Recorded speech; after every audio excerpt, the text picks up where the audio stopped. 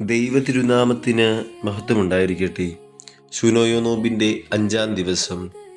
പ്രിയമുള്ളവരെ, യഥാർത്ഥ വിശ്വാസം വാക്കുകളിൽ മാത്രമല്ല, സ്നേഹവും സേവനവും നിറഞ്ഞ ജീവിതത്തിലൂടെയാണ് പ്രകടമാകുന്നത്. പരിശുദ്ധ ദൈവമാതാവിൻ്റെ ജീവിതം ഇതിൻ്റെ ഏറ്റവും വലിയ ഉത്തമ ഉദാഹരണമാണ്. ദൈവഹിതം സ്വീകരിച്ചവൾ അതിൽ നിൽക്കുക മാത്രമല്ല, ഉടൻ തന്നെ തൻ്റെ ചാർച്ചക്കാരിയായ എലിസബത്തിനെ സന്ദർശിച്ച് ശുശ്രൂഷ ചെയ്തു. സ്വന്തം സൗകര്യങ്ങളെക്കാൾ മറ്റുള്ളവരുടെ ആവശ്യങ്ങൾക്ക് പ്രാധാന്യം നൽകിയ ജീവിതമായിരുന്നു അവളുടേത്. അവളുടെ വിശ്വാസം പ്രവർത്തനത്തിലൂടെയും പ്രകടമാക്കി കൊടുത്തു. യേശുക്രിസ്തു നമ്മെ പഠിപ്പിക്കുന്നത് ഇത് തന്നെയാണ്. നിങ്ങളിൽ വലിയവനാകുവാൻ ഇച്ഛിക്കുന്നവനെല്ലാം നിങ്ങളുടെ ശുശ്രൂഷക്കാരനായിരിക്കണം. സ്നേഹത്തോടെ ചെയ്യുന്ന ചെറിയ സേവനങ്ങൾ പോലും ദൈവസന്നിധിയിൽ വലിയ സമർപ്പണമാണ്.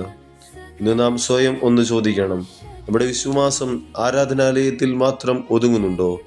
നമ്മുടെയൊക്കെ കുടുംബങ്ങളിലും സമൂഹത്തിൻ്റെ ചുറ്റുപാടുകളിലും സ്നേഹത്തിൻ്റെയും കരുണയുടെയും സേവനത്തിൻ്റെയും രൂപത്തിൽ അത് പ്രകടമാകുന്നുണ്ടോ എന്നത് ചോദിക്കേണ്ട ചോദ്യം തന്നെയാണ്.